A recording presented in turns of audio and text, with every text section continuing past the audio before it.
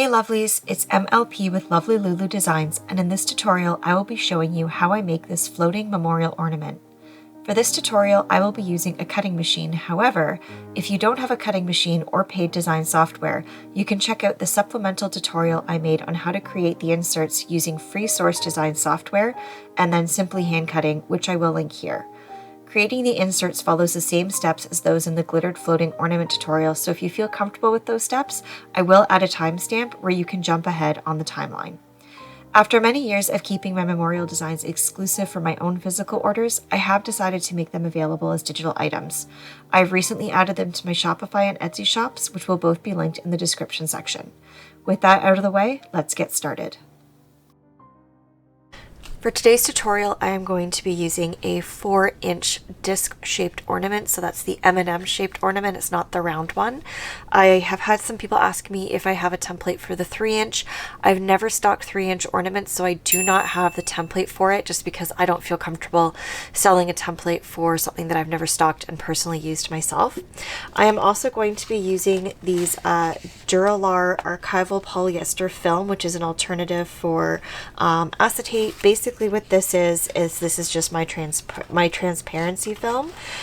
This works with my laser printer. I'm not sure if this one works with a inkjet printers, but if you have an inkjet printer, it's really important that you find a transparency film that is compatible with inkjet. Since I don't have one, I'm not going to link one, but if someone on here has used acetate or another type of transparency film and an inkjet printer and it works really, really well, I'd appreciate you putting it in the comments to help people who don't have who don't have a laser printer and only have an inkjet. I'm also going to be using for my fill these fluffy white feathers. I will get into a little bit more detail about the feathers when we get to that step later, but I just got these on Amazon and I'll link everything in the description for you as well. As already mentioned, I'm going to be using the floating ornament insert template for the 4-inch disc shaped ornament. It's available on both my Etsy shop as well as on my Shopify website. And I'm also going to be using one of my memorial designs as well. For today, we're going to be doing the Gone But Not Lost or Easy to Find poem. This is a poem that I wrote myself a number of years ago, so it is exclusive, which is kind of nice because it does make it a little bit unique and different, and it is my bestseller around this time of season. So when you download your files or any files from the internet, if you're on a PC, most likely it's going to default to your download folder. These ones here are coming in a zip folder, so before you upload them onto any of your design software, you'll need to extract them. So you simply do that by just right-clicking on the file, choosing extract, and then it will open up your insert. Now before, your folder with your inserts. Now before I move on and sort of let you skip ahead to that timestamp, I just wanted to let you guys know that I did update this file. There is a number of different versions. There's the DXF, which is your silhouette, EPS, which is a vector, scalable vector, a PNG, which you should be familiar with. That's a graphic with a transparent background. And this is your SVG or your cutting file for Cricut Design Space users. If you don't see an SVG, you might see HTML. It is the SVG. If you've got 4 files and one of them does not say SVG, that is your SVG. It's just that your computer is not reading it that way. Often, if you don't have a program already in your system that will read SVGs, it will default to HTML. And when you try to open it, it will open it up with the internet. So just to show you what that would look like, it's a white graphic with a white background. So it does look like the file's missing. I promise you it is there. It needs to be made white. So that way it keeps its transparency, since most printers do not print white. So just to go back here, there's also read before use important sizing information. Sometimes with certain softwares or certain files, when you upload them into your design software, it will resize them. So this is just that sizing information to make sure that you are using the proper size, since the size is important when you're going to be putting it into your ornament. So just like before, I'm going to extract this, right click, extract all, extract. It will show me my folder. And I wanted to show you that there's 2 different versions of the poem file. There's one which is completely filled, and there's one which allows space for a name. So if you wanted to customize it for yourself or for a customer, you can just put a name in there and do that. For today, I don't want to do anything custom for a tutorial on a memorial item, so we're just going to be using the basic one here.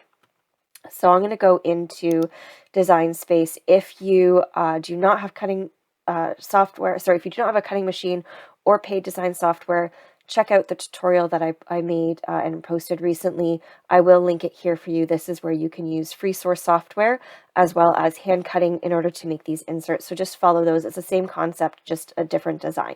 So I'm going to do a new project, and I'm going to upload my project, and I've already added these. I would just choose upload image, find my downloads folder, and choose my graphic. But for here, I've already got them uploaded onto the Design Space, so now I'm just going to add them to my canvas. With both of these added to the canvas, you're going to notice that the PNG, which was the poem graphic, it really sort of blew up. It's a lot bigger than what we're going to need. So we're going to need to resize this. So the first thing you want to make sure is that when you come into your sizing section, you lock the proportions, so that this little lock is in the lock position, not the unlock. And I find that something about 3.5 inches wide is a good size for what we're going to be doing. The next thing, as you can see, it is right now sitting in behind the template, so we need to pull this forward. So you can do this either by coming here to the side, clicking this and pulling it up ahead, or you can right-click on your graphic, and this wouldn't be great. It would say bring to front or bring forward. Either one of those will get you this image in the front, which is what you're going to want. The next thing we're going to do is we're going to kind of line this up where we think it looks good vertically. We can't center it on the vertical because the tab here is going to make it that it's not going to line up properly if we try to do that. But this is something that looks pretty good. Now what I'm going to do is I'm going to draw a box around both of the images, and I'm going to select Align and Center Horizontal. Now with both these images still selected, I'm going to select Flatten. This is going to make it all one image. It's going to be a print then cut. So right now with that white background, your printer, most people don't have one that prints white, which is why it's made white. It will maintain its transparency, and it will recognize the border here of the shape and the proportions, and it will print this and keep that sort of outline for your cut. So now I'm going to go ahead and make it. One of the things I do want to mention as well, I personally find that I like the look of the graphic better when I'm seeing it through on the opposite side that I printed on. It looks a little glossier and nicer. This is optional. I'm going to mirror the image just because I like the look of that better on its finished product. So I'm going to mirror that, continue. Now I'm going to need to send it to my printer, and I'm going to, you don't need to keep the bleed on. The bleed just basically allows an additional border, but because it's white, you don't need it on. It's on already. I'm not going to turn it off. I'm also going to select Use System Dialog so I can manually set my printer settings. So this is going to look different for you based on what printer you're using. I have a Brother laser printer. I'm going to be going into my preferences. I'm going to keep my paper size letter. Plain paper is what I need to keep this at. If you have a inkjet printer, you might need to change that to something that's more glossy.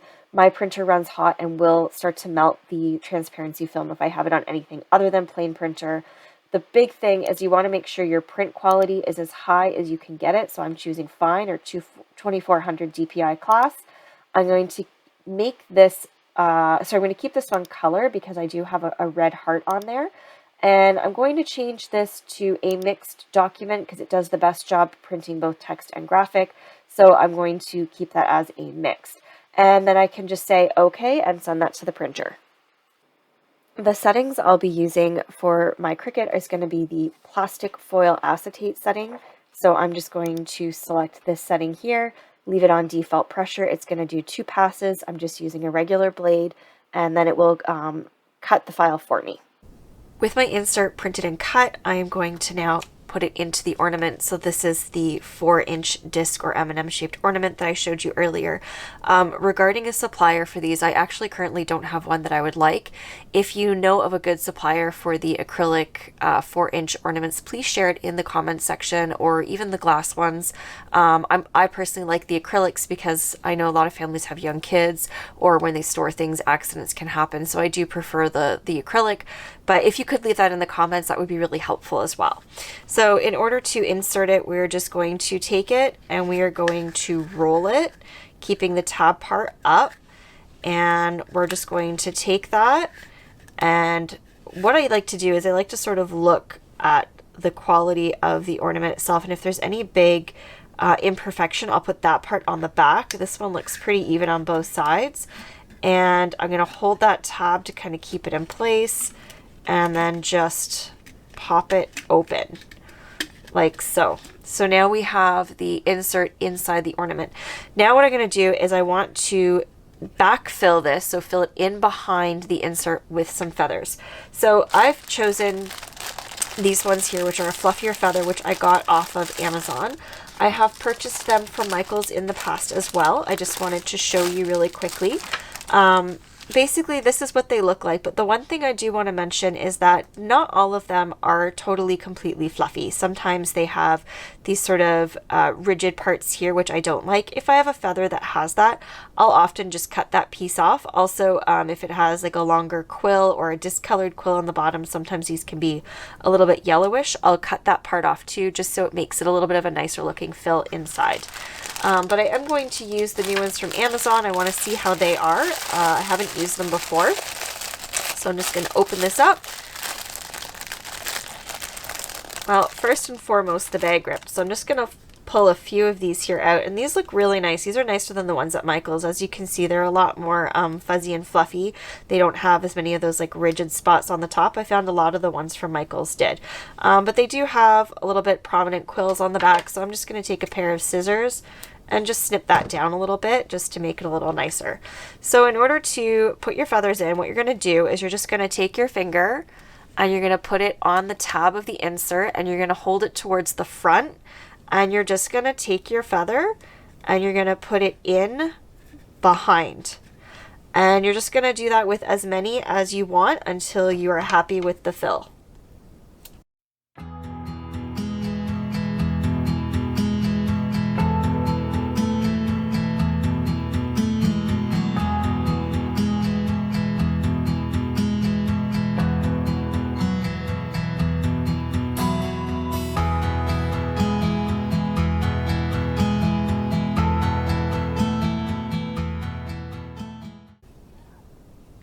So I filled it with the feathers. One of the things I try to do is I try to not have all of the shafts of the feathers in the same direction, so it just sort of fills in different areas and different places.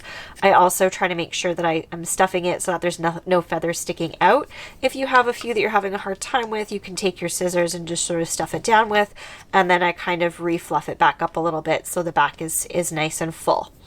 Another thing is that this can be a little bit of a messy process. These feathers are really floofy. I like to have with me just one of these rolling sticky things to help me clean up afterwards, and it just makes for a nicer workstation. This next step is optional. It is also the same as what I did with the floating glittered ornament. I like to add a little bow on the top. I find it finishes them off quite nicely. For the memorial ornaments, I often just use a plain black 3/4 inch ribbon. So that's what I'm going to be using here. I just got this ribbon also off of Amazon. I have had to do some Amazon shopping for my supplies lately because I have a bulge disc in my back and it's making getting around very difficult for me right now. So just to measure it, I have it kind of coming over the ends of the ornament on both sides, and I just cut it with my scissors there. Then what I'm going to do is I'm going to take my ribbon, I'm going to make an X, and I'm going to bring this one up in behind, and I'm going to tie a knot right on, I guess, sort of the neck of the ornament there, and I'm going to make that nice and tight. And I'm going to keep it kind of straight to the design as well. And you're going to have one going up straight and one coming down straight. Then what I'm going to do is I'm going to take this bottom one here and I'm going to just make a little loop. And with my top piece, I'm going to pull it down across that little loop, make a little loop, pass that in behind the first loop and in behind the little knot section. And then when I pull it, I'm going to pull each side nice and tight. And that's how I'm going to get my perfect little bow. And then what I'm going to do is just holding my knot so I can kind of adjust without losing all of my tightness. I'm just going to hold that in place, pull those down, and make that nice and taut again. I'm just going to do that a couple times until I'm happy with the tightness of my knot and with the look of my bow. And I think that looks pretty good. So now what I want to do is I want to trim these down. So I'm going to take my scissors and just on an angle, I'm just going to, oops, cut the piece of ribbon there. And I'm going to try to match on the other side, going the opposite way with my cut. And then so these don't fray, I'm just going to take a flame and very carefully and very quickly just go over the edge to kind of melt it and seal it. Watch your fingers when you do this. It doesn't take much and it's done. I am also going to glue the knot. I have here some liquid fusion just in a bottle. You can use super glue, you can use anything, but this is what I have handy in my workshop. And now I've got that little bow. Now I want to add my cap next. So before I do anything, the first thing I want to do is I want to open my cap up. And you want to do this before you add your glue, because if you accidentally get glue on your finger when you're doing this, like when you're fiddling with the bow at the end with the cap, you run the risk of getting glue on the face of your ornament and then you have to start all over again. So I'm just going to take the hanging hardware and pinch it, pop it into here, and you're going to see these little grooves here where it just kind of locks into place. I'm going to take my tab, move it forward, and I'm just going to put it so that my hanging hardware is in behind where the feathers are. So it's not in front of the design, it's now hidden inside those feathers. And now I can start closing my tabs on the back on top of the ribbon.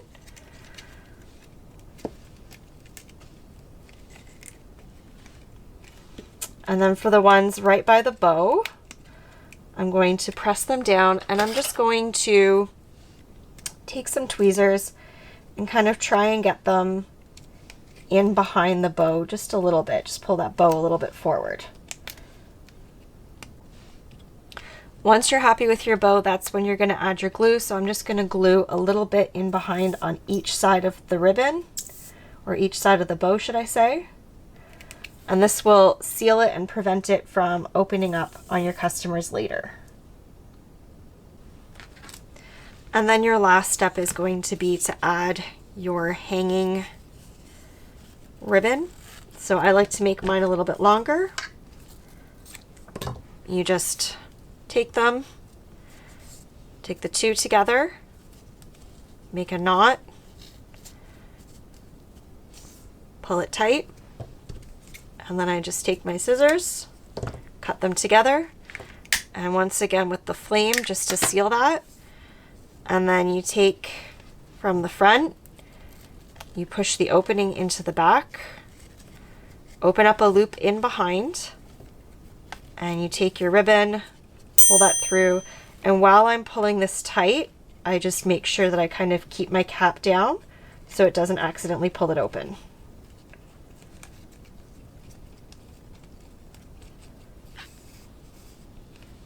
And then that's the ornament complete.